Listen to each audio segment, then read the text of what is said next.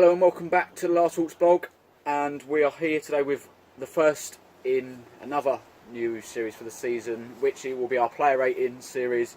Obviously we made the trip to Doncaster yesterday for the 0-0 draw. Myself and Kyle are going to provide our opinion on those that were fielded for Gills yesterday. So obviously starting with the much talked about Thomas Holy. What would you have rated his performance yesterday, Kyle? Bit controversial, but I'd say 8.5. I'd give him.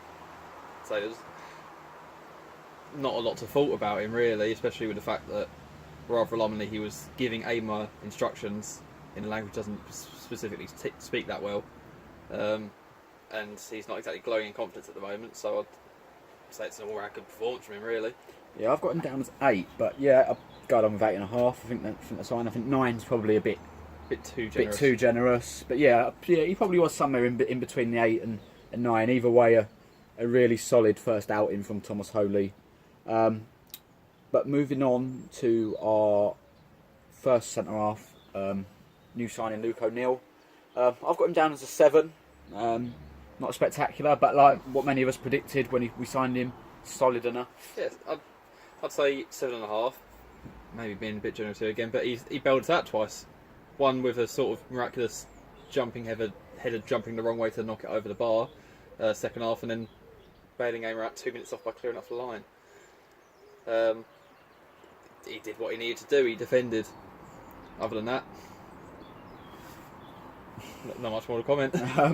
It's difficult commenting about centre half because if he's done his job, he's done his job. Yeah. So yeah, moving on to another one who we can't really complain about the job they did. Gabriel Zakuani.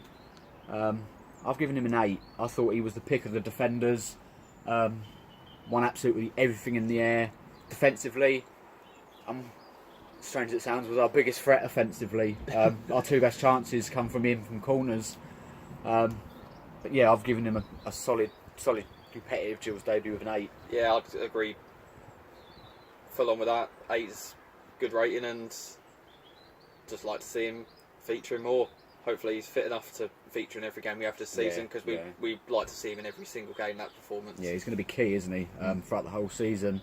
But moving on to the final centre half, who I've not rated quite so highly.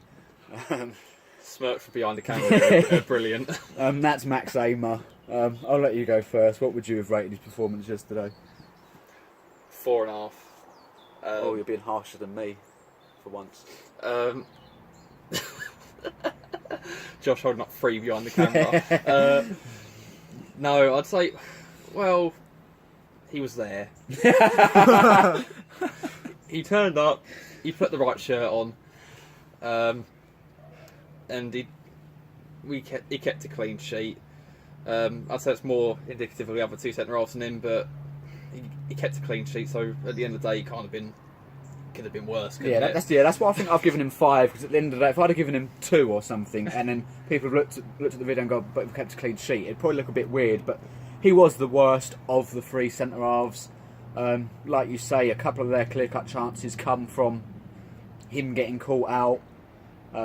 Like you say, yesterday, whether it was down to fellow teammates bailing him out or a little bit of luck, we got away with it in the end, and we come away with a clean sheet. So yeah, I've given him 5, but hopefully we can move on to better things on that one. But moving on to the wing backs, starting with Scotty Wagstaff, I've given maybe a little bit generous. I've given him 7. I'd give him 6 personally. Didn't set the world on fire, but I suppose his job was to be a wing back primarily, and again kept a clean sheet.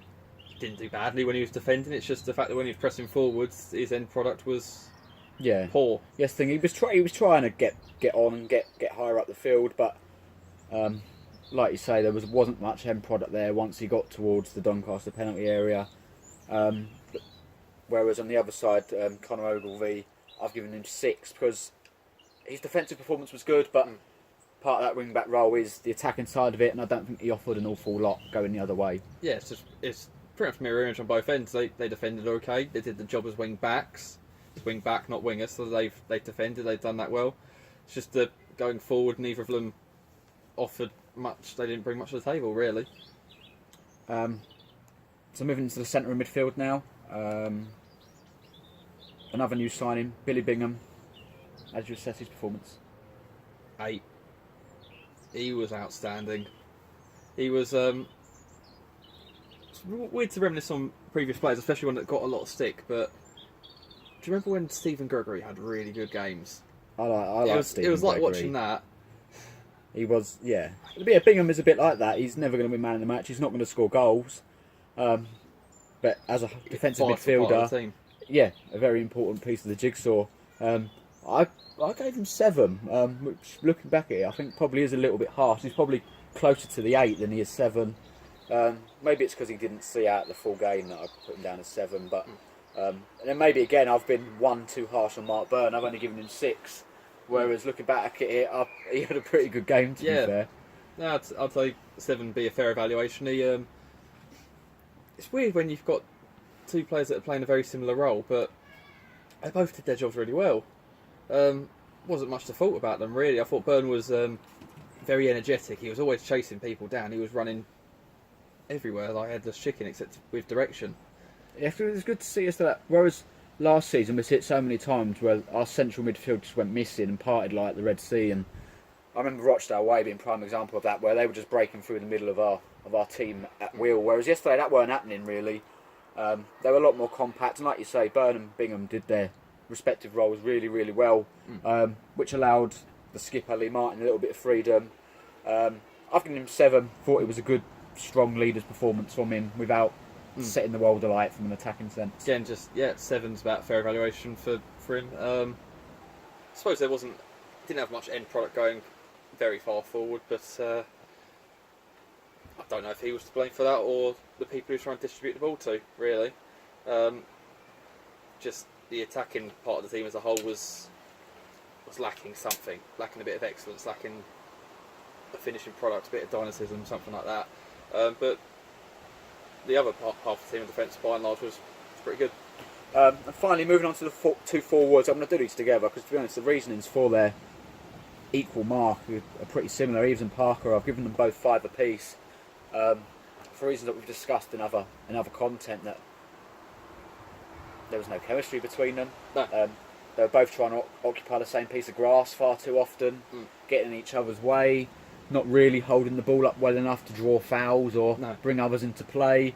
No real threat in behind. And this isn't just Eves, you can aim that out as a target, and Parker was the same. So yeah, I'll give them 5 apiece. I think they need to do better. It's just that it was just the same player on both sides. Both of them seem to have, especially for Eves, which I think is quite strange, being the fact he's built like a target man, he's played like a target man previously, is that he doesn't seem to like playing with his back to goal that much. Which is, we better get used to it, because that's how we're going to be playing this season with him. But yeah, it's really, really peculiar that he should do that. Parker I get a little bit, because he's not as tall, prefers playing with his feet, which is very clear, as you can see when we play him out wide, he loves running with the ball. But with Eves that's a bit strange, so might have just been the bit of nerves playing your first league game up north and all that stuff. Just hope it changes. Maybe with a different partner it could be a different story, with Wilkinson for example. Yeah. So yeah, there are our player ratings from the game at Doncaster yesterday. Feel free to tweet us your own player ratings from yesterday, or leave them in the comments below. But thanks for watching, keep liking, keep subscribing, and lastly, up the Gills.